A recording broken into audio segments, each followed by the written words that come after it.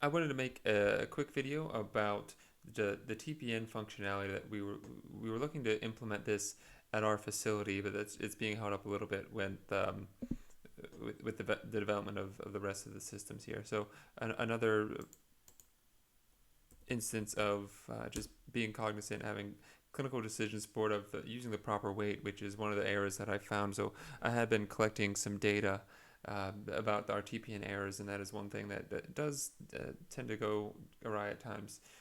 So we have quickly a volume. You can set your access to central peripheral. It also gives you a little glimpse of what you're using enterally. So right now I have this baby on 50 mLs per kilo. Let's increase the lipid amount. Okay, and you can see that this is automatically updating the rates. And for some reason, there's a lot of red around here. So these lipids are red, and this heparin is red. So that is all based off of this central value. It's going to trigger a few things to let you know that hey, you need to take action on this, or you won't be able to submit the order. The reason this intralipid uh, field here is red is because these labs over here that I have imported from the flow sheet with a little bit of decision support here, also letting you know if how they're trending and how if they're outside of any given range. But specifically the lipids, this direct billy, we have a protocol here when it's above zero point 0.5, we switch off to a different type of lipid, and we would go to smofflipid at first. So that's going to alleviate that angriness it had. You also see that omegamin is here. We have had to use that in the past, and just keep in mind that it knows that is a 10% lipid solution instead of the rest that are 20s. So it does account for all of that. So we can modulate our dextrose. Let's see, just pump that up a bit. You have an increase of your GIR. You have your increase in your osmolarity.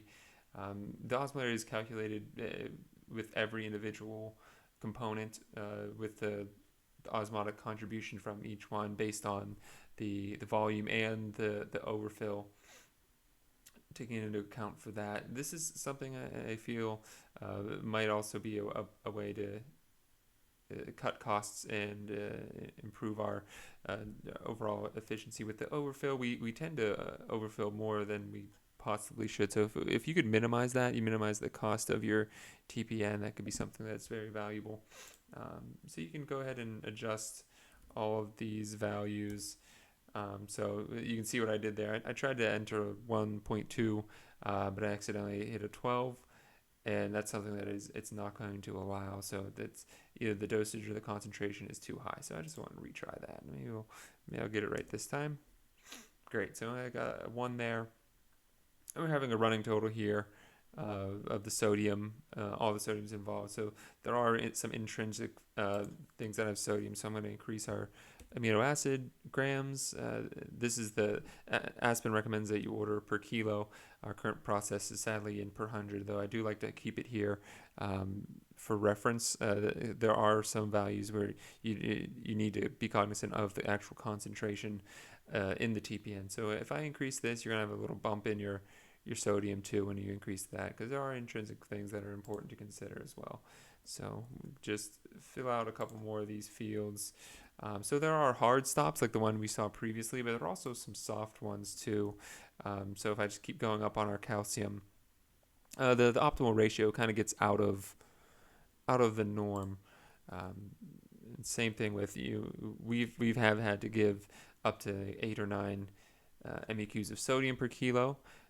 It's outside of the normal range, possibly for a healthy and stable patient. But whenever you have a micropremie that is diuresing, you might need a seemingly excessive value. So it's not going to stop you, but it's going to alert you that this is outside of normal range.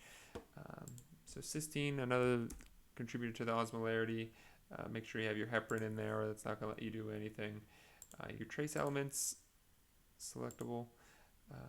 It automatically does our pediatric MVI for us based on the algorithm we use. If we're over 2 kilos or under, it automatically does that. And another thing that is important to keep in mind here is that we often have a venous catheter or arterial catheter that is running at some type of volume with some type of fluid in it and some type of electrolyte. So adding that and being able to have that in your total fluid volume picture as well as the electrolyte picture is really something that does not get considered as much as it should, and it can be really important because you can see that we're adding almost another MEQ of sodium and chloride, which can really affect your patient.